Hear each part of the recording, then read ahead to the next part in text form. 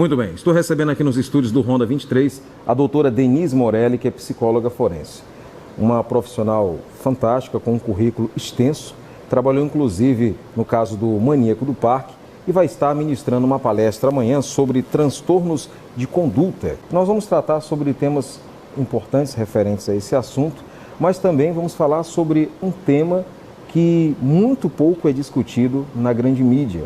Até porque para discutir o tema suicídio é necessário uma responsabilidade muito grande naquilo que será dito e conhecimento de causa.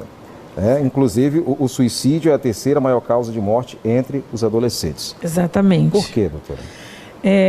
Vários fatores são concorrentes, né? A gente não tem um único fator que poderia dizer é por causa da própria adolescência, ou é por causa como a família hoje lida com o adolescente, ou é por causa das drogas. Não, é um conjunto de fatores. Os adolescentes têm uma característica muito própria, que é a suscetibilidade. Eles são suscetíveis. Eles facilmente vão na onda de alguém, entendem errado um conselho, querem fazer do jeito deles, se sentem onipotentes, onipresentes, acham que sabem mais do que a gente.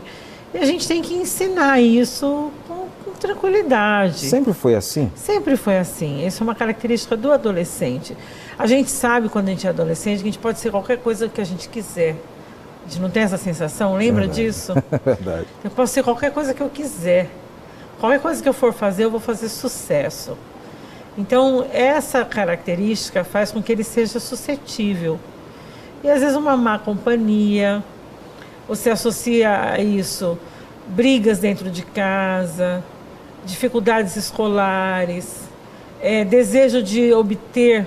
Nós somos uma sociedade muito consumista, desejo de ter as coisas e ter que aguardar, ter que esperar, o pai não pode comprar naquele mês. Eu quero ter um tênis, eu quero ter tal calça, eu quero fazer tal coisa, e não dá para a família fazer naquele mês, e o jovem tem que lidar com a frustração. Então, junta todos esses fatores, a gente acaba tendo uma mistura que pode ser explosiva. E uma coisa também que é muito importante, às vezes a própria personalidade dele.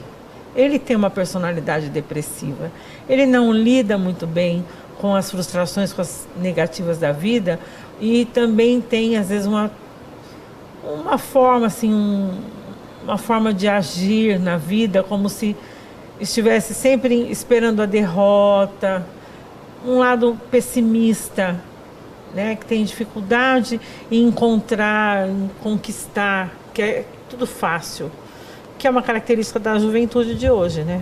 O comportamento do adolescente que passa por isso, ele é um comportamento visível, é uma coisa, vamos dizer assim, muito camuflada. Como é que o pai e a mãe conseguem identificar isso?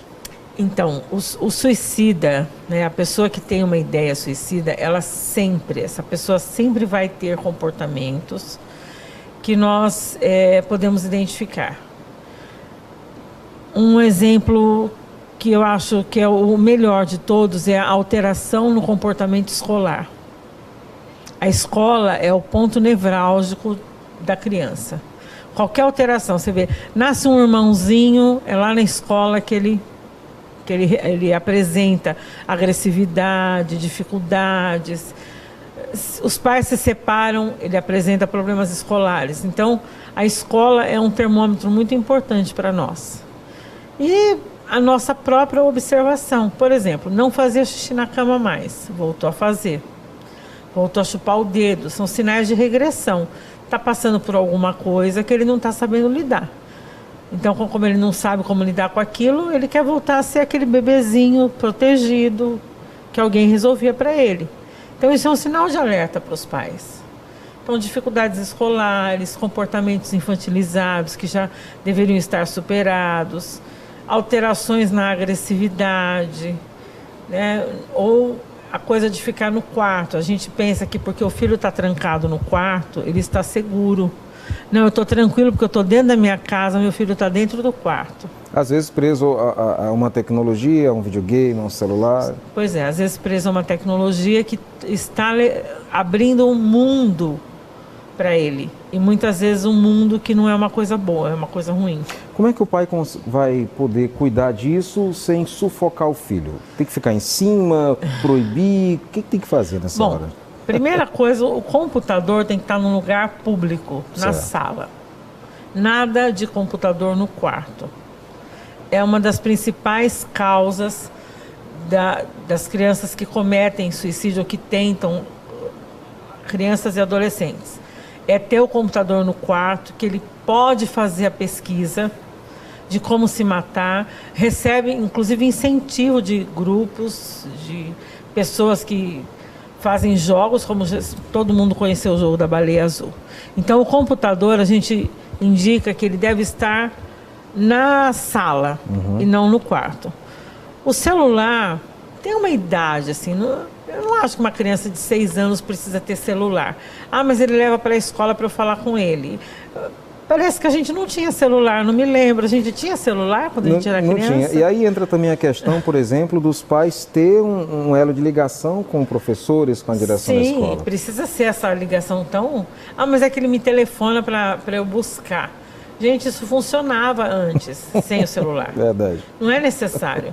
Você está pondo na mão dele uma tecnologia que pode levá-lo a um caminho ruim. Então, assim, esperar uma certa idade. Eu não vou falar, dê o celular quando ele tiver 12 anos. Mas em torno de 12 anos é um bom momento. Por quê? Na sala de aula todo mundo vai ter... mas você conhece teu filho, sabe se ele é maduro para ter o celular aos 11, mesmo que, ou por se exemplo, ele é maduro apenas aos 13 para ter o celular. Mas se, por exemplo, a criança de 6, 7 anos já mostra, vamos dizer assim, essa maturidade para ter um aparelho, o pai deve confiar ou é melhor realmente esperar mais um pouco? Ele não tem maturidade com 6, 7 anos. Não adianta. Não, porque o menino é muito inteligentinho, não tem disso. Ser inteligente não quer dizer que formou já a moral. Perfeito. A gente tem fases de desenvolvimento, né? E uma delas precisava ser respeitada, essa história de em torno de 12 anos. Para nós é um pouco difícil essa coisa de lidar com os filhos, a nossa geração. Por quê? Porque é completamente diferente de como os nossos pais lidaram conosco. Uhum. A gente saía de casa às 8 da noite e tinha que estar de volta às 10. Sim. Hoje a festa começa meia-noite. Que hora que você tem que mandar voltar? A sociedade diz desde que o pai autorize o filho ir, vá com maior de idade. Pois é. Será que é o certo? Será que a gente não caiu nesse índice, terceiro lugar em morte de adolescentes? O suicídio, será que a gente não caiu num buraco errado?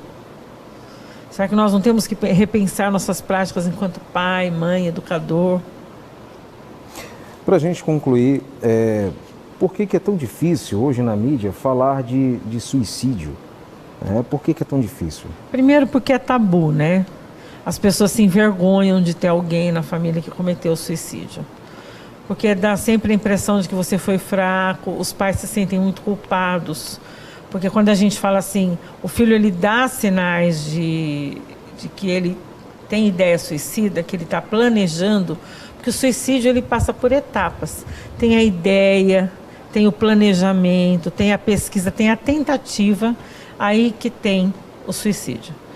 Então, se você observa de perto seu filho, se você é aquela pessoa que chega e conversa de fato, olha o dever de casa, você vai perceber se está tendo alguma mudança ou não. Perfeito. Bom, eu quero agradecer a presença da senhora, é um bate-papo muito forte, muito interessante.